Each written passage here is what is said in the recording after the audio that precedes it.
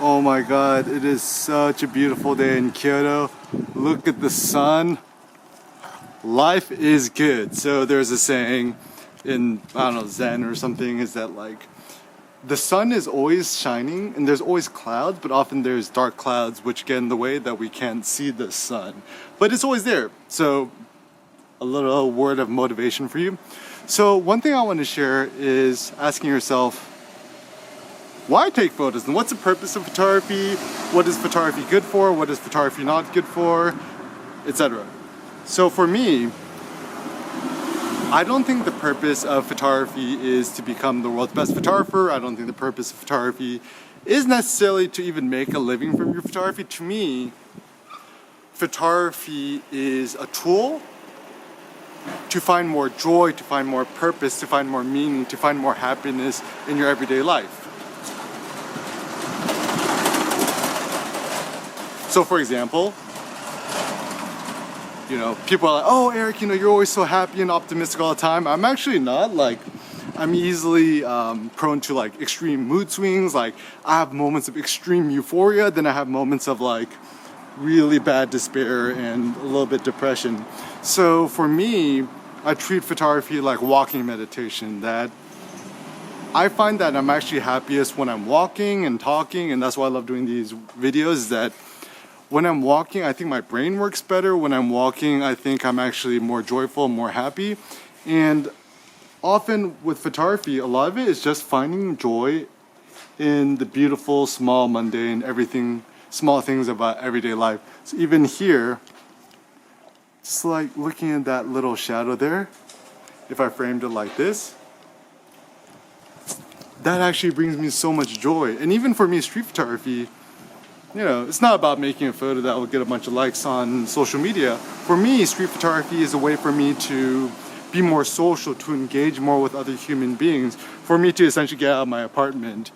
And so I find that the great thing about photography too is that you can also connect yourself with a community of other like-minded individuals, because I think photographers are in fact artists, and to have the opportunity to share our passion for photography with other like-minded individuals is something that's really awesome, because as humans, obviously we're a social creature, and the more social we are, the more we interact with other people, the happier and the more joyful we are. So once I think I realized that photography was about bringing joy to my soul, bringing happiness to my soul. It was more about flourishing. It's more about being appreciative, being alive. This actually helped clarify a lot of why I did photography, because even nowadays I'm actually not, like, even if I go without making photos, like I'll walk around the block and I'm taking photos, I still feel okay about it, because I could walk around and I could use my eyes to look around and just be grateful of the world in which we live in, like this nice blue door here, this nice architecture here.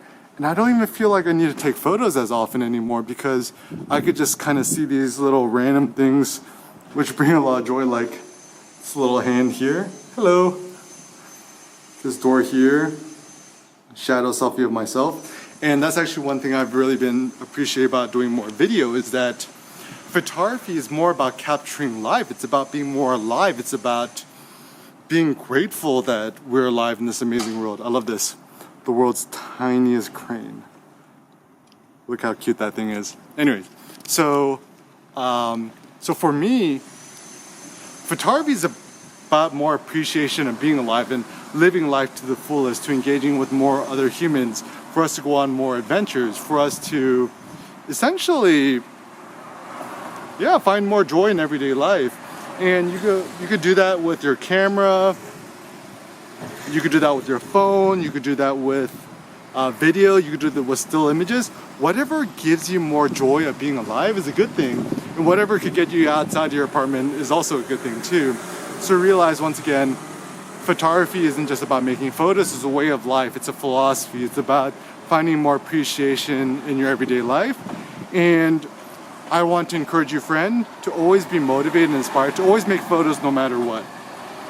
And one of the best ways to stay inspired as a photographer is to embrace what I like to call beginner's mind. So I got this from Zen, and remember when you started photography and how passionate and enthusiastic you were about life?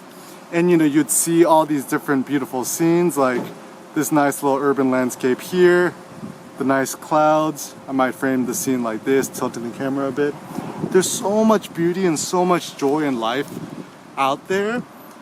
And that's actually one of the biggest reasons why I taught my Udemy course, Ultimate Beginner's Guide to Mastering Photography, because it kind of gave me the opportunity to take my photography back to basics and think, you know, if I started photography all over again in today's day and age, you know, would I even make photos? Would I make still photos? How would I frame my scenes? How would I make my photos? This is a nice composition here. And so it essentially made me a little more have more fun, to be a little more foolish. And I think that's what photography is all about, right? Like, to just be happier about life, to be amazed that, you know, in Japan there's ridiculous things like getting coffee from a machine for only $1. So once again, remember, in life, in photography, is not just about making photos, it's about finding more joy and happiness in life.